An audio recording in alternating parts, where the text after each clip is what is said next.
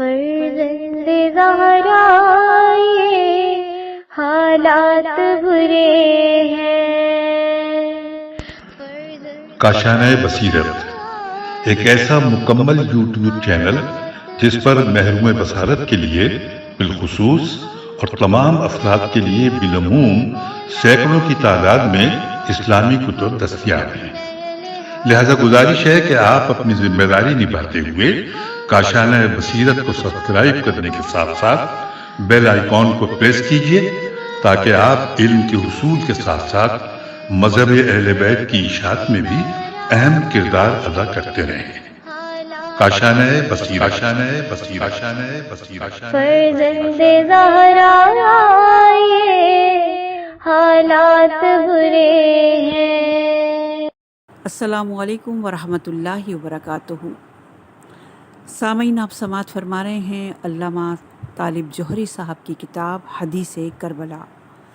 آج ہم آپ کے سامنے اس کی چوتھی ریکارڈنگ پیش کر رہے ہیں، صفحہ نمبر 28۔ عنوان ہے امام حسین علیہ السلام کا موقف۔ امام حسن علیہ السلام کی شہادت 50 ہجری میں ہوئی اور امام حسین علیہ السلام کا عہد امامت شروع ہوا، جبکہ امیر شام کا انتقال 60 ہجری میں ہوا۔ یعنی امام حسین علیہ السلام کی امامت کے 10 سال امیر شام کی بادشاہی کے زمانے میں گزرے۔ امام حسن علیہ السلام کی شہادت کے بعد بھی امام حسین علیہ السلام معاہدہ صلح پر قائم رہے۔ امام حسن علیہ السلام کی شہادت کے بعد سلیمان بن سرد کے گھر میں شیعان علی نے ایک تعزیتی اجتماع جس میں فرزندان جادہ بن حبیرہ بھی شریک تھے۔ حاشیے میں لکھا ہے کہ جادہ بن حبیرہ ام ہانی بنت ابو طالب کے صاحبزادے اور امیر المومنین کے بھانجے تھے۔ ابن عبد البر اور ابن اسیر وغیرہ نے انہیں صحابی رسول قرار دیا ہے۔ ان کی سکونت کوفے میں تھی۔ جنگ صفین میں ان کی خدمات قابل قدر ہیں۔ شیعان علی نے امام حسین علیہ السلام کے نام تعزیتی خط لکھتے ہوئے یہ تحریر کیا کہ اللہ نے آپ کو اسلاف کا عظیم ترین خلیفہ اور جانشین قرار دیا ہے۔ ہم آپ کی پیروی کرنے والے لوگ آپ کے حسن اور اندھوں میں مغزوم اور آپ کی خوشی میں خوش ہونے والے لوگ ہیں۔ اور آخر میں لکھا کہ ہم آپ کے حکم کے انتظار میں ہیں۔ بنو جادہ بن حبیرہ نے اپنے خط میں تحریر کیا کہ اہل کوفہ امام حسین علیہ السلام کے متعلق بہت اچھی رائے رکھتے ہیں اور چاہتے ہیں کہ امام حسین علیہ السلام کوفہ تشریف لائیں۔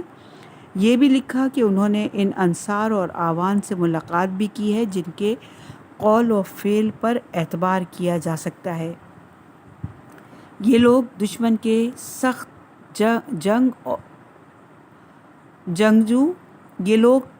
دشمن کے لیے سخت جنگجو اور آل ابو سفیان کے مخالف ہیں۔ آخر میں امام حسین علیہ السلام سے درخواست کی گئی کہ وہ اپنی رائے سے مطلع کریں۔ ان کے جواب میں امام حسین علیہ السلام نے تحریر فرمایا، میں امید رکھتا ہوں کہ صلح میں میرے بھائی کی رائے اور ظالموں سے جہاد کرنے میں میری رائے دونوں ہی حق و ثواب اور رشد و ہدایت پر ہیں۔ تم لوگ اپنی زمین سے وابستہ رہو اور خواہش کو مخفی رکھو جب تک کہ ابن ہند زندہ ہے۔ اگر وہ مر گیا اور میں زندہ رہا تو اس وقت انشاءاللہ اپنی رائے کا اظہار کروں گا۔ یہ روایت انصاب الاشراف جلد نمبر 3 صفحہ نمبر 366 پر موجود ہے۔ بعض مورخین نے تحریر کیا کہ مسیب بن عتبہ فزاری امام حسن علیہ السلام کی شہادت کے بعد کچھ لوگوں کے ساتھ امام حسین علیہ السلام کی خدمت میں حاضر ہوئے اور یہ کہہ کر ان سے معاویہ کو معزول کرنے کی درخواست کی کہ ہمیں آپ کی اور آپ کے بھائی دونوں کی رائے معلوم ہے۔ اس کے جواب میں آپ نے ارشاد فرمایا، مجھے امید ہے کہ اللہ میرے بھائی کو اس محبت کا اجر عطا فرمائے گا جو انہیں صلح سے تھی، اور مجھے اس محبت کا اجر عطا فرمائے گا جو مجھے ظالموں کے ساتھ جہاد کرنے سے ہے۔ اور یہ روایت البادیہ و ناہیہ جلد نمبر 8 صفحہ نمبر 174 پر ہے۔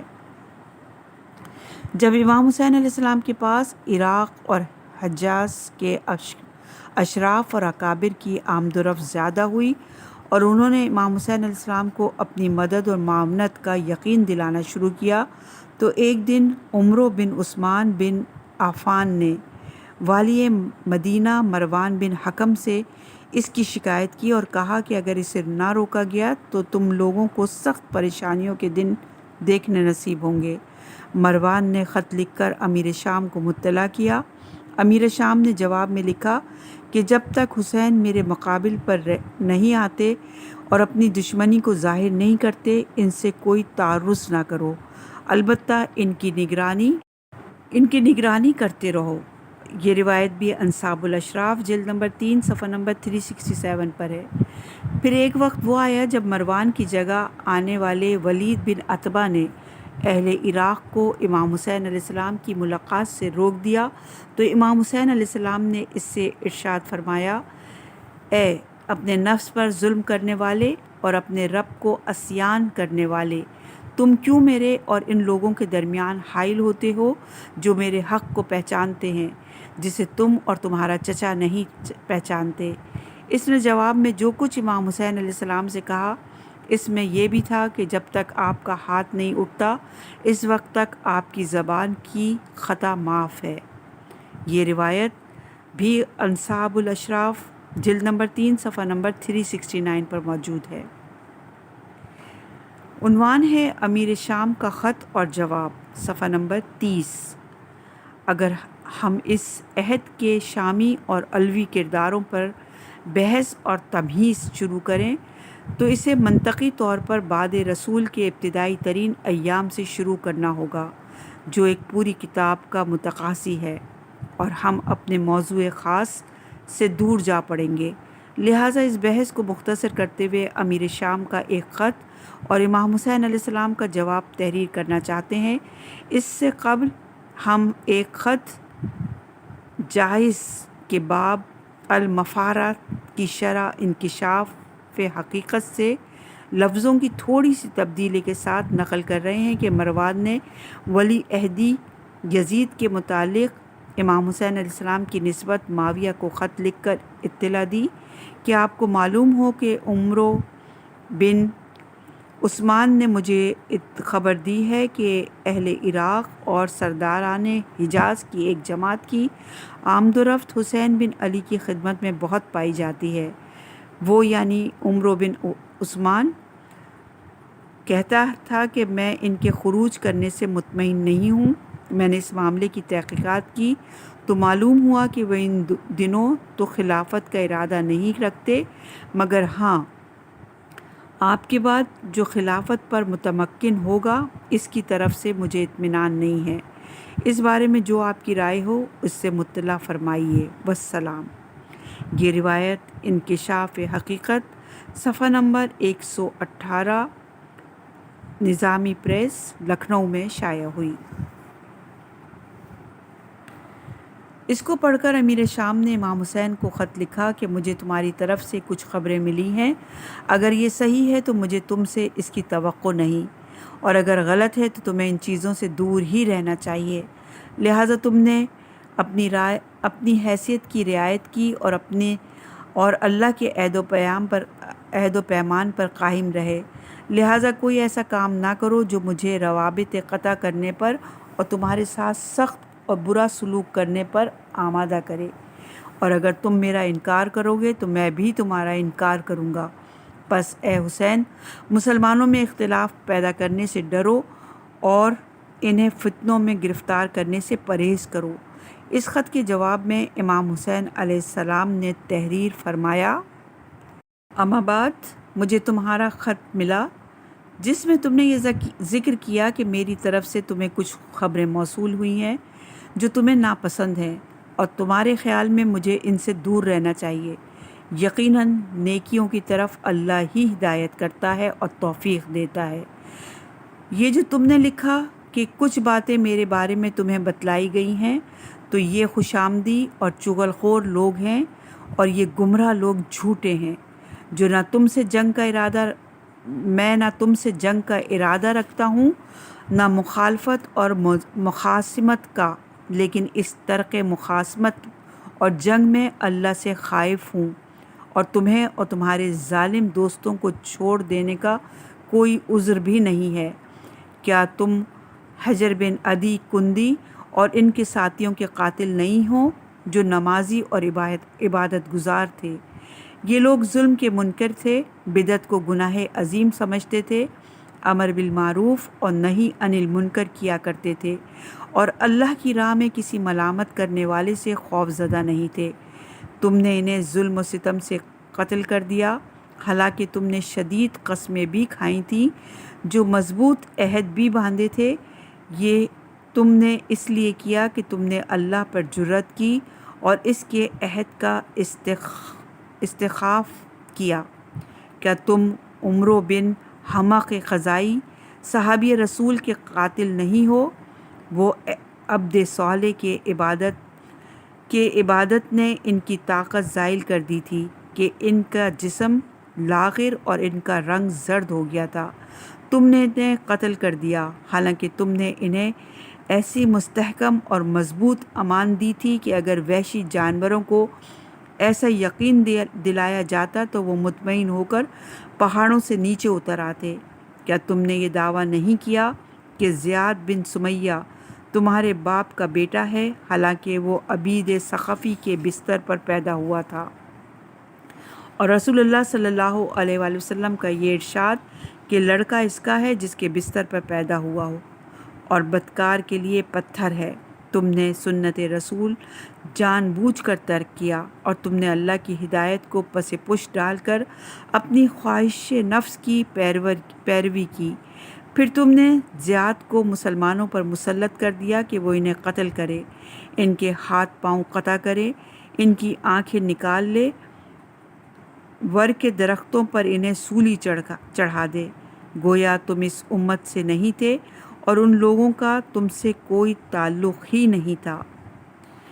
یہ روایت الاماتہ والسیاسہ جلد نمبر 1 صفحہ نمبر 284 اور الغدیر کی جلد نمبر 1 صفحہ نمبر 161 پر بھی موجود ہے۔ پھر آگے بیان کرتے ہیں امام حسین علیہ السلام اس خط کے جواب میں کہ کیا تم اس خضری کے قاتل نہیں ہو جس کے بارے میں زیاد نے تمہیں لکھا تھا کہ وہ علی کرم اللہ وجہہ کے دین پر ہے؟ کیا تم نے اس کے جواب میں لکھا کہ جو بھی علی کے دین پر ہو اسے قتل کر دو؟ زیاد نے تمہارے حکم سے انہیں قتل کیا اور ان کا مسلح کیا۔ علی کا دین تو ان کے ابن ام چچا زاد بھائی ہی کا دین تھا، یعنی رسول اللہ کا، جس کا سہارا لے کر تم آج اس مقام یعنی حکومت پر بیٹھے ہو۔ اگر یہ نہ ہوتا تو تمہاری اور تمہارے آبا کی ساری شرافت سردی اور گرمی کے سفروں میں ہی ہوتی، اور یہ جو تم نے کہا کہ تم اپنی ذات، اپنے دین اور امت محمد کا خیال رکھو اور امت کے اتحاد کو پارا پارا نہ کرو اور انہیں فتنے میں نہ ڈالو، تو میرے علم کے مطابق سب سے بڑا فتنہ تو یہ ہے کہ تم اس امت کے والی ہو، اور میں اپنی ذات، اپنے دین اور امت کے لیے اس افضل کو کوئی عمل نہیں دیکھتا، اس عمل سے افضل کوئی عمل نہیں دیکھتا کہ تمہارے مقابل کھڑا ہو جاؤں۔ اگر میں یہ عمل کروں تو قربتاً الی اللہ کروں گا، اور اگر نہ کروں تو اپنی کوتاہی پر اللہ کی بارگاہ میں استغفار کروں گا اور دعا کروں گا کہ وہ مجھے توفیق عنایت فرما کر مجھے میرے امر کی ہدایت نصیب کرے۔ تم نے یہ بھی کہا کہ اگر میں تمہارا انکار کروں گا تو تم میرا انکار کرو گے، اور اگر میں تمہارے ساتھ کوئی چال چلوں گا تو تم بھی میرے ساتھ چال چلو گے، تو تم میرے خلاف جو بھی چل سکتے ہو چلو، اس لیے کہ مجھے امید ہے کہ تمہارا کوئی بھی مکر اور کید مجھے نقصان نہیں پہنچا سکتا، بلکہ تمہارا مکر کسی اور کے لیے نہیں، صرف تمہارے ہی لیے بڑے نقصان کا باعث ہوگا، اس لیے کہ تم جہالت کی سواری پر سوار ہو اور عہد شکنی کے حریص ہو۔ میری جان کی قسم، تم نے ایک شرط کے ساتھ بھی وفا نہیں کی۔ تم نے صلح، قسم اور عہد و پیمان کے بعد ان لوگوں کو قتل کر کے اپنے عہد کو توڑ دیا۔ انہوں نے نہ کسی سے جنگ کی تھی نہ کسی کو قتل کیا تھا، پھر بھی تم نے ان لوگوں کو قتل کر دیا، اور اگر تم نے انہیں صرف اس لیے قتل کیا کہ وہ ہمارے فضائل بیان کرتے تھے اور ہمارے حق کا احترام کرتے تھے، تم جس چیز سے خوف زدہ تھے وہ یہ تھی کہ اگر تم انہیں قتل نہ کرو تو شاید تم ان سے پہلے مر جاؤ گے، یا اگر وہ پہلے مر گئے تو تم ان کو قتل کرنے کی لذت سے محروم ہو جاؤ گے۔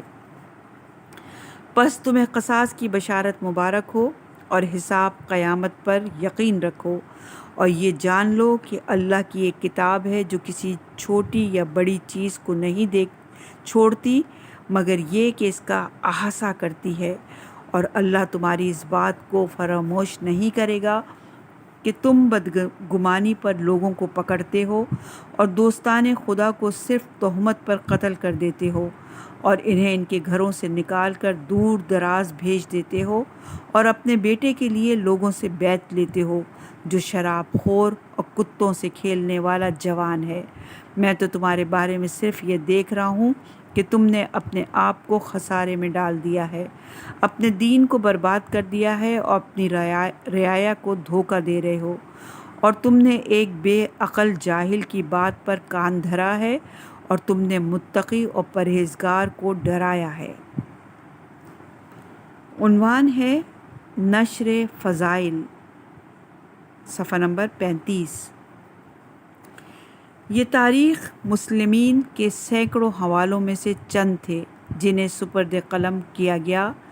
ان کے سرسری مطالعے سے بھی اندازہ ہو جاتا ہے کہ خاندان علی اور دوستان علی پر ظلم و جور اور قتل و غارت کو کس طرح روا رکھا گیا۔ دوسری طرف کتابت حدیث کو روک کر اہل بیت کے فضائل کو مٹانے کی کوشش کی گئی۔ یہ کوشش قدیم اور اساسی تھی جس نے 50 سال کے عرصے میں آل محمد کو گمنام بنا دیا، اور لوگ یہ سمجھنے لگے کہ بنی امیہ ہی رسول اکرم کے اصل رشتہ دار ہیں۔ منع کتابت حدیث کی اس کوشش پر صرف ایک روایت نقل کی جاتی ہے جو صاحبان تدبر کے لیے فکر انگیز بھی ہے اور مقام عبرت بھی۔ عبداللہ بن عمرو بن عاص بیان کرتے ہیں کہ میں نے جو کچھ بھی رسول اللہ سے سنا کرتا تھا اسے لکھ لیا کرتا تھا تاکہ اسے یاد رکھ سکوں۔ مجھے قریش نے اس عمل سے منع کیا تھا کہ تم رسول اللہ سے ہر بات سن کر لکھتے ہو، حالانکہ وہ بشر ہیں اور غضب اور رضامندی کے جذبات ان پر بھی طاری ہوتے ہیں۔ قریش کے منع کرنے سے میں نے احادیث رسول کو لکھنا چھوڑ دیا۔ ایک دن میں نے اس بات کا تذکرہ رسول اکرم صلی اللہ علیہ وآلہ وسلم سے کیا تو آپ نے اپنی انگشت مبارک سے اپنے منہ کی طرف اشارہ کیا اور ارشاد فرمایا کہ تم لکھا کرو، خدا گواہ ہے اس دہن سے حق کے علاوہ کچھ نہیں نکلتا۔ یہ روایت سنن ابو داؤد جلد نمبر 2 صفحہ نمبر 286 باب ہے کتاب العلم۔ مسند احمد بن حنبل جلد نمبر 2 صفحہ نمبر 162، مستدرک الحاکم جلد نمبر 1 صفحہ نمبر 104 میں موجود ہے۔ یہ قریش کون تھے جو روایت رسول کا لکھا جانا پسند نہیں کرتے تھے؟ انہیں ہم تاریخ تدوین حدیث کے مورخین کے سپرد کرتے ہوئے یہ عرض کرنا چاہتے ہیں کہ دین کے دو اساسی ماخذ کتاب و سنت میں سے ایک کو نظر انداز کرنے کا مقصد ہی یہ تھا کہ آنے والی نسلوں کو سنت رسول سے کاٹ کر دین کے ایک نئے چہرے سے روشناس کرا دیا جائے، اور دوسری جانب اپنی روایات وضع کر لی جائیں جو شان رسالت سے متصادم ہوں اور اہل بیت کے فضائل کا بھرپور جواب ہوں۔ امام حسین علیہ السلام کا عہد امامت ان حالات کا نقطۂ عروج تھا، اور آپ کی ذمہ داری تھی کہ دشمنی کے اس سیلاب کو روکیں۔ امیر شام کے انتقال سے 1 سال قبل امام حسین علیہ السلام نے عبداللہ بن عباس، عبداللہ بن جعفر کے ساتھ حج کیا۔ آپ نے منی میں بنی ہاشم کے سارے زن و مرد اور اپنے چاہنے والوں کا ایک اجتماع کیا اور ان سے یہ کہا کہ اصحاب اخیار کو مجتمع کر کے یہاں لائیں۔ اس اجتماع میں 700 سے زیادہ اشخاص حاضر ہوئے، جن میں سے تقریباً 200 صحابہ کرام تھے اور باقی تابعین تھے۔ جب سب جمع ہو گئے تو امام حسین علیہ السلام کھڑے ہوئے اور آپ نے حمد و نعت کے بعد ارشاد فرمایا، اس سرکش شخص نے ہمارے اور ہمارے شیعوں کے ساتھ جو کچھ بھی کیا ہے، آپ لوگوں نے اسے دیکھا، اسے جانا اور اس کی گواہی دی۔ اب میں چاہتا ہوں کہ آپ لوگوں سے کچھ پوچھوں۔ اگر میں سچ بولوں تو میری تصدیق کریں، اور اگر جھوٹ ہو تو میری تکذیب کر دیں۔ آپ لوگ میری بات سنیں اور میرے قول کو پوشیدہ رکھیں، اور جب پلٹ کر اپنے شہروں اور قبیلوں میں جائیں تو جسے امانت دار اور بھروسے والا پائیں تو اسے ان باتوں کی دعوت دیں جسے آپ جانتے ہیں، اس لیے کہ میں ڈرتا ہوں کہ حق پرانا ہو کر مٹ جائے۔ البتہ اللہ اپنے نور کو اتمام تک پہنچائے گا، اگرچہ یہ بات کافروں کے لیے باعث کراہت ہے۔ راوی کا بیان ہے کہ اس کے بعد امام حسین علیہ السلام نے ہر وہ آیت جو اہل بیت کی شان میں نازل ہوئی ہے اس کی تلاوت اور تفسیر فرمائی، اور ہر وہ حدیث جو رسول اللہ صلی اللہ علیہ وآلہ وسلم نے ان کے والد، بھائی، والدہ اور ان کے خاندان کی شان میں بیان فرمائی تھی، اسے لوگوں کے سامنے پیش کیا۔ آپ کے ہر بیان پر موجود لوگ تصدیق کرتے تھے کہ ہاں، خدا کی قسم ہم نے سنا ہے اور ہم اس کی گواہی دیتے ہیں۔ انہی سوالوں میں سے یہ بھی تھا کہ آپ نے فرمایا کہ میں آپ لوگوں کو خدا کی قسم دیتا ہوں کہ کیا آپ لوگ جانتے ہیں کہ علی وہ ہیں کہ رسول اللہ صلی اللہ علیہ وآلہ وسلم نے جب اصحاب کے درمیان مواخذہ قرار دی تو علی کو اپنا بھائی بنایا اور فرمایا کہ تم میرے بھائی ہو اور میں تمہارا بھائی ہوں، دنیا میں بھی اور آخرت میں بھی۔ سب کو اپنا بھائی بنایا اور فرمایا کہ تم میرے بھائی ہو اور میں تمہارا بھائی ہوں، دنیا میں بھی اور آخرت میں بھی۔ سب نے جواب دیا کہ خدا کی قسم ہاں۔ پھر فرمایا، میں لوگوں کو قسم دیتا ہوں کہ کیا آپ جانتے ہیں کہ رسول اللہ صلی اللہ علیہ وآلہ وسلم نے اپنی مسجد اور گھروں کے لیے زمین خریدی تھی، پھر آپ نے مسجد کی تعمیر کی اور اس کے بعد 10 گھر بنائے۔ ان میں سے 9 آپ کے لیے تھے اور 10واں گھر ان گھروں کے درمیان میرے والد کے لیے تھا۔ پھر رسول اکرم صلی اللہ علیہ وآلہ وسلم نے ہر اس دروازے کو بند کروا دیا جو مسجد میں کھلتا تھا اور میرے والد کے دروازے کو چھوڑ دیا۔ تو بعض لوگوں نے اس پر اعتراض کیا، تو آپ نے جواب دیا کہ میں نے تم لوگوں کے دروازے نہ بند کروائے ہیں اور نہ میں نے علی کا دروازہ کھلا رہنے دیا ہے، بلکہ اللہ نے مجھے حکم دیا تھا کہ تمہارے دروازے بند کر دیے جائیں اور ان کا دروازہ کھلا رہنے دیا جائے۔ پھر آپ نے ان لوگوں کو منع فرمایا کہ سوائے علی کے کوئی مسجد میں نہ سوئے، اور میرے والد کا گھر رسول اللہ صلی اللہ علیہ وآلہ وسلم کے گھر میں تھا۔ رسول اکرم صلی اللہ علیہ وآلہ وسلم اور علی کی اولاد اس مقدس جگہ پر پیدا ہوئی یا نہیں؟ سب نے جواب دیا کہ خدا کی قسم ہاں۔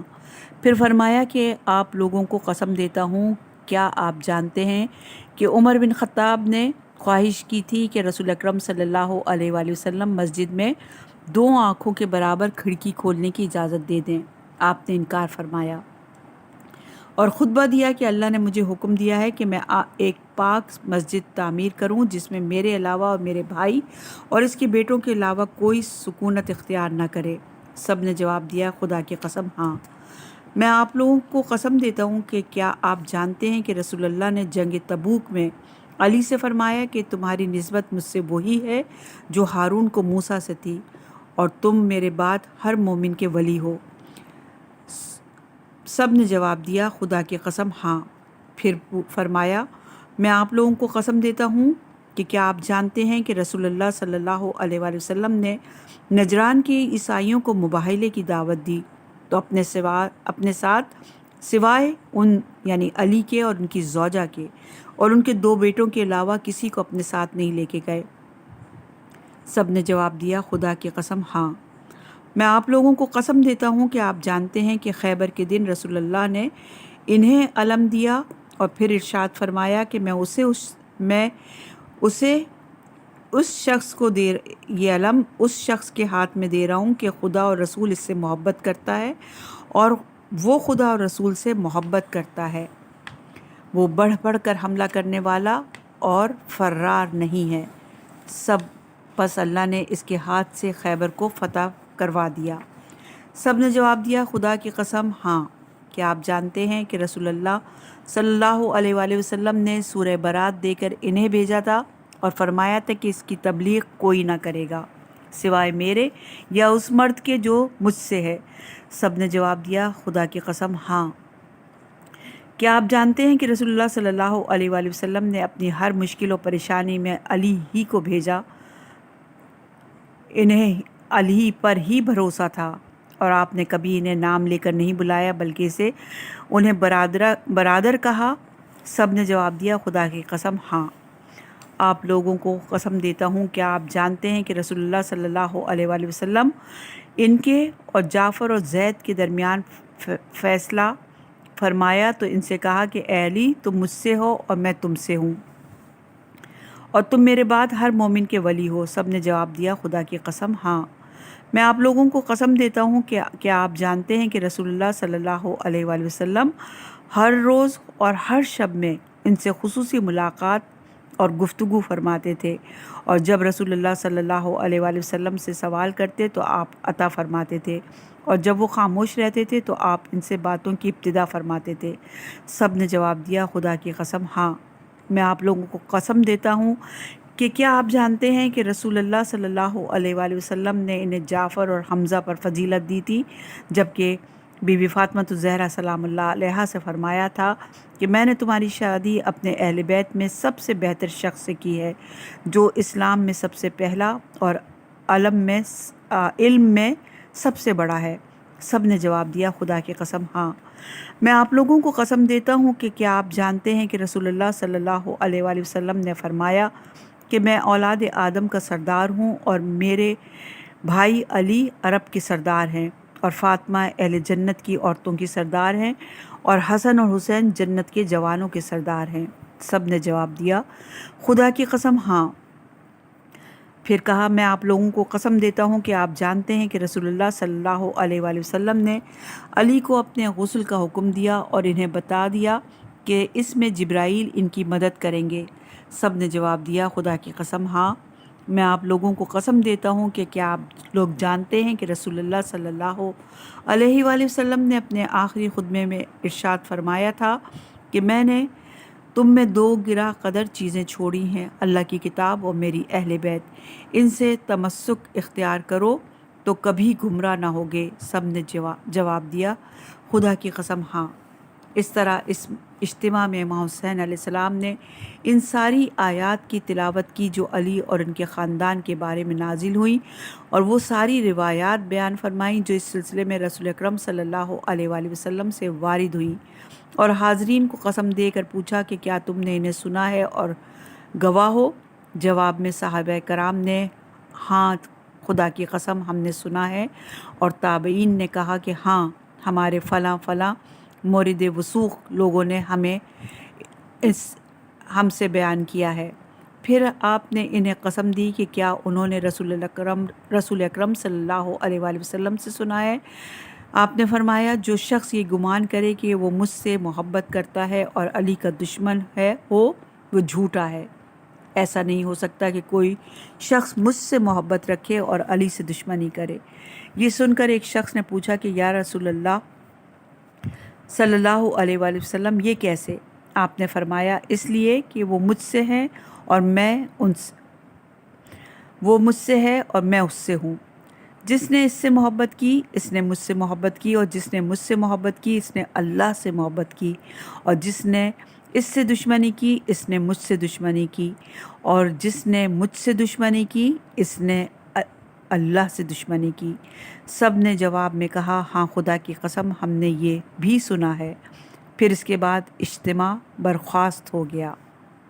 یہ روایت کتاب سلیم ابن قیس صفحہ نمبر 166 میں موجود ہے۔ صفحہ نمبر ہے 41، عنوان ہے یزید کی حکمرانی۔ امیر شام نے 70 سال سے زیادہ عمر پائی۔ 18 ہجری میں خلافت ثانیہ کی طرف سے انہیں دمشق کا گورنر مقرر کیا گیا۔ خلافت ثالثہ میں بھی ان کی گورنری برقرار رہی۔ خلافت رابعہ میں تقریباً 5 سال تک خلافت سے بغاوت جاری رکھی اور تقریباً 19 سال اور کچھ مہینے سارے اسلامی ملکوں کے بادشاہ کی حیثیت سے حکومت کی۔ الفتوح کے مطابق امیر شام 60 ہجری میں 78 سال کی عمر میں دمشق میں فوت ہوئے اور ان کی بادشاہت 19 سال اور 3 مہینے تھی۔ یہ روایت تاریخ الفتوح ابن عاصم جلد نمبر 4 صفحہ نمبر 352۔ عمر اور مدت حکومت میں مورخین اور اصحاب رجال کے درمیان اختلافات ہیں جن کا تذکرہ ہمارے موضوع سے خارج ہے، یہ حاشیے میں درج ہے۔ ارشاد مفید کے مطابق 15 رجب کو موت واقع ہوئی اور یہ روایت ارشاد شیخ مفید کی کتاب جلد نمبر 2 صفحہ نمبر 32 میں موجود ہے۔ جب امیر شام کی موت واقع ہوئی تو یزید دمشق میں موجود نہیں تھا۔ وہ شکار کھیلنے کے لیے حوران میں مقیم تھا۔ ضحاک بن قیس نے اسے خط لکھ کر مطلع کیا اور فوراً واپس آنے کی تلقین کی۔ یزید تدفین کے 3 دن بعد دمشق پہنچا اور یہ روایت مقتل خوارزمی جلد نمبر 1 صفحہ نمبر 259 اور 260 پر موجود ہے۔ واپس آ کر باپ کی قبر کے قریب غمگین و ملول کچھ دیر بیٹھا رہا اور کچھ اشعار پڑھے اور یہ روایت تاریخ کامل جلد نمبر 3 صفحہ نمبر 261 پر ہے۔ پھر تخت حکومت پر متمکن ہو کر اہل دمشق کے سامنے ایک چھوٹا سا خطبہ دیا جس میں اپنے باپ کے مرنے کا تذکرہ کرتے ہوئے کہا کہ اللہ انہیں معاف کر دے تو یہ اس کی رحمت ہے اور اگر عتاب کرے تو یہ ان کے گناہوں کا سبب ہوگا۔ نہ مجھے اپنی جہالت پر معذرت کرنی ہے اور نہ مجھے طلب علم سے دلچسپی ہے۔ یہ روایت العقد الفرید جلد نمبر 4 صفحہ نمبر 153 پر ہے۔ بعض مورخین نے یزید کا ایک اور خطبہ نقل کیا ہے کہ اس نے اہل شام کو مخاطب کرتے ہوئے کہا کہ تم ہمیشہ اہل خیر رہے ہو، میرے اور اہل عراق کے درمیان شدید جنگ ہوگی۔ میں نے خواب دیکھا ہے کہ میرے اور اہل عراق کے درمیان خون کی نہریں جاری ہیں اور میں خواب ہی میں اس نہر کو عبور کرنا چاہتا ہوں لیکن ناکام ہو جاتا ہوں۔ پھر میرے پاس عبید اللہ ابن زیاد آتا ہے اور وہ میرے سامنے اس نہر کو عبور کر لیتا ہے۔ اہل شام نے یہ سن کر اسے اپنی وفاداریوں کا یقین دلایا اور عراقیوں سے جنگ کرنے کے لیے تائیدی کلمات کہے۔ یہ روایت الفتوح جلد نمبر 5 صفحہ نمبر 7، مقتل خوارزمی جلد نمبر 2 صفحہ نمبر 261 پر موجود ہے۔ یہ پتہ نہیں چلتا کہ یہ خطبہ پہلا خطبہ ہے یا کچھ بات کا۔ صورتحال جو بھی ہو، اس خطبے میں بیان شدہ جھوٹا خواب اس بات کی دلیل ہے کہ یزید کا پہلا ارادہ شیعان علی سے انتقام تھا اور وہ سر جون نامی عیسائی کے مشورے سے عبید اللہ ابن زیاد کو کوفے کا والی بنانے کا فیصلہ کر چکا